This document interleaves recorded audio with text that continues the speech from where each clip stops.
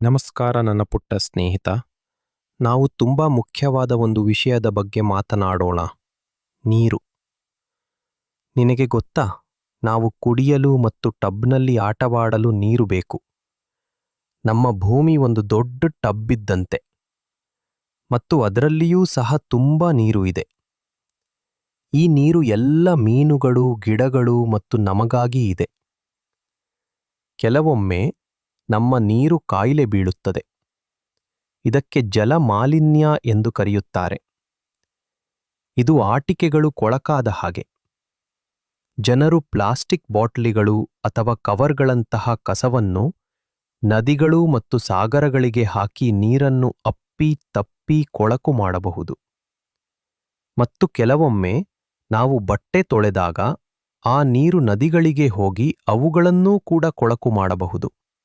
ನೀರು ಕೊಳಕಾದಾಗ ಮೀನುಗಳು ಮತ್ತು ಇತರ ಪ್ರಾಣಿಗಳಿಗೆ ಕಾಯಿಲೆ ಬರಬಹುದು. ನಮಗೆ ಅದು ಬೇಡ, ಅಲ್ಲವೇ? ಹಾಗಾದರೆ ನಾವು ಹೇಗೆ ಸಹಾಯ ಮಾಡಬಹುದು?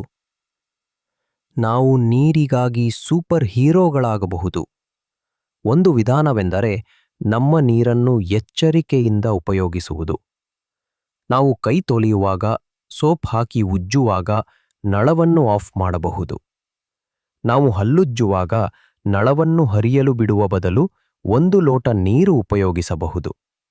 ಇದಕ್ಕೆ ಸಂರಕ್ಷಣೆ ಎಂದು ಕರೆಯುತ್ತಾರೆ. ಇದರರ್ಥ ನಾವು ಬುದ್ಧಿವಂತಿಕೆಯಿಂದ ಇರುತ್ತೇವೆ ಮತ್ತು ಯಾವುದನ್ನೂ ಹಾಳು ಮಾಡುವುದಿಲ್ಲ. ಸಹಾಯ ಮಾಡಲು ಇನ್ನೊಂದು ವಿಧಾನವೆಂದರೆ ಮರುಬಳಕೆ. ಪ್ಲಾಸ್ಟಿಕ್ ಬಾಟಲಿಗಳು ಮತ್ತು ಪೇಪರ್ಗಳಿಗಾಗಿ ವಿಶೇಷ ಡಬ್ಬಗಳನ್ನು ನೋಡಿದ್ದೀರಾ? ನಾವು ನಮ್ಮ ಹಳೆಯ ಬಾಟಲಿಗಳನ್ನು ಅಲ್ಲಿ ಹಾಕಿದಾಗ ಅವುಗಳನ್ನು ಹೊಸ ವಸ್ತುಗಳನ್ನಾಗಿ ಮಾಡಬಹುದು.